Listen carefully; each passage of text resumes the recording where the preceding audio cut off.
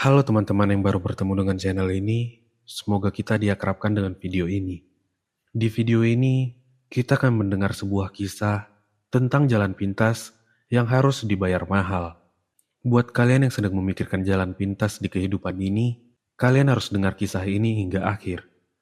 Sebelum itu, menekan tombol like dan subscribe akan menjadi jalan pintas terbaik untuk channel kecil ini. Terima kasih.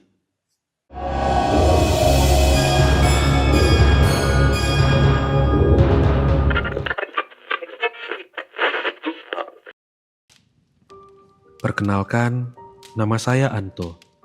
Usia saya sekitar 50 tahun. Saya memiliki sebuah warung kelontong kecil di sebuah desa.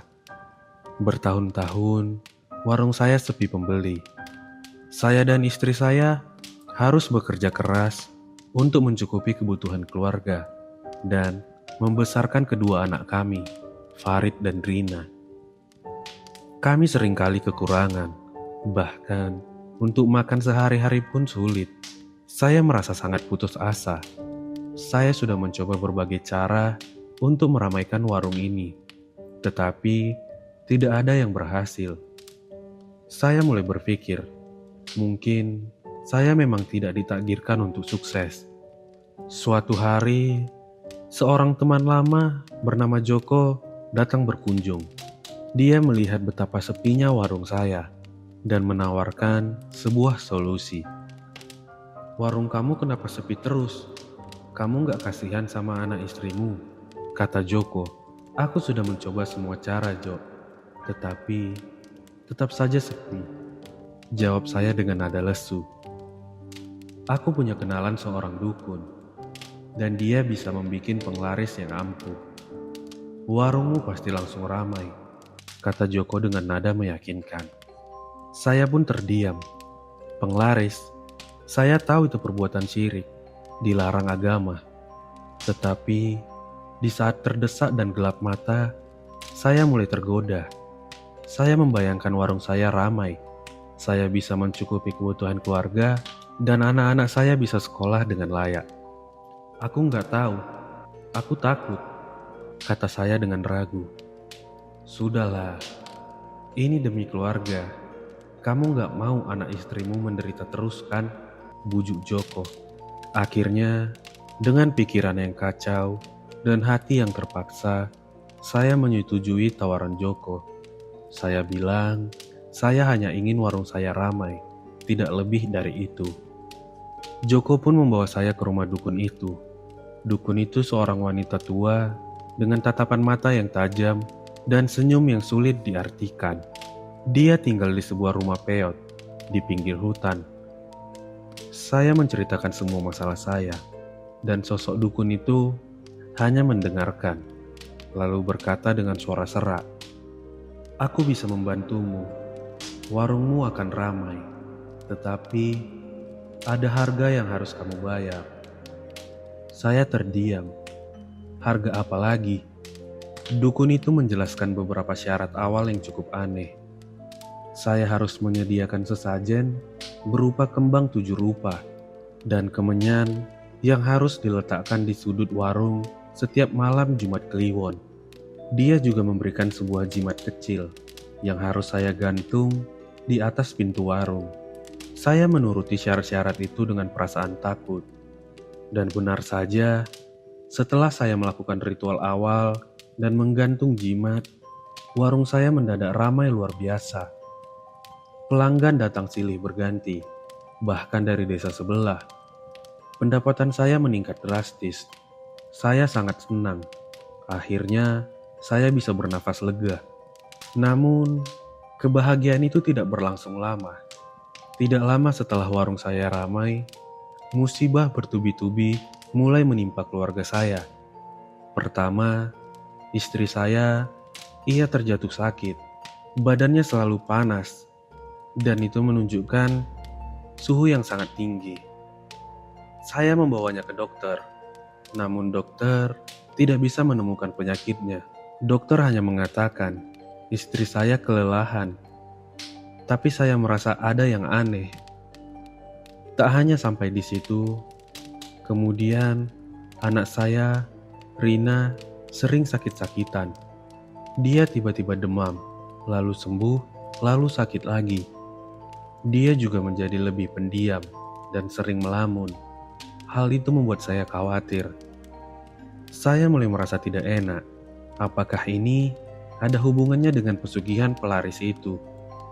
Saya mencoba bertanya kepada Joko, tapi dia hanya mengatakan itu hanya kebetulan. Puncaknya adalah ketika anak sulung saya, Farid, meninggal dunia secara tiba-tiba. Suatu malam, dia tiba-tiba demam tinggi. Kami membawanya ke rumah sakit, tapi nyawanya tidak tertolong. Dia meninggal di rumah sakit. Saya sangat terpukul dan hancur. Saya tidak bisa menerima kenyataan ini. Anak saya yang sehat dan kuat tiba-tiba meninggal dunia. Saya merasa seperti mimpi buruk. Di tengah kesedihan yang mendalam, saya teringat tentang pesugihan penglaris itu. Saya mulai berpikir, jangan-jangan saya pun memberanikan diri untuk bertanya kepada dukun itu. Dengan suara bergetar, saya bertanya, "Kenapa anak saya meninggal? Apakah ini ada hubungannya dengan penglaris itu?" Dukun itu terdiam sejenak, lalu menatap saya dengan tatapan dingin. "Kamu lupa, semua ada harganya. Jin yang membantumu menjadi penglaris itu menuntut tumbal, dan tumbalnya adalah anakmu." Dunia saya serasa runtuh. Jadi benar, anak saya meninggal karena pesugihan itu. Saya menjual anak saya sendiri demi meramaikan warung. Saya merasa sangat bersalah, jijik, dan penuh amarah. Saya tidak menyangka harga pesugihan ini akan semahal ini. Setelah kematian Farid, hidup saya menjadi neraka. Saya dihantui rasa bersalah yang tak berkesudahan. Setiap kali saya melihat warung saya ramai, saya menjadi teringat Farid. Saya merasa seperti pembunuh. Saya menjual nyawa anak saya sendiri demi keuntungan. Saya juga dihantui teror dari jin penagih tumbal. Setiap malam, saya selalu bermimpi buruk. Saya bermimpi melihat Farid disiksa oleh makhluk-makhluk mengerikan. Saya mendengar suara Farid memanggil-manggil saya, meminta tolong. Saya selalu terbangun dengan keringat dingin dan nafas yang tidak teratur. Di warung, saya sering merasakan kehadiran sosok tak terlihat. Saya sering mendengar suara-suara ataupun tangisan yang hanya saya yang bisa mendengarnya. Barang-barang di warung juga sering bergerak sendiri atau jatuh tiba-tiba tanpa sebab. Saya juga mulai sering sakit-sakitan. Tubuh saya serasa tidak memiliki tenaga. Saya sering merasa pusing dan mual. Saya merasa seperti ada yang menggerogoti tubuh saya dari dalam. Saya menceritakan semua ini kepada istri saya. Dia sangat terkejut dan marah.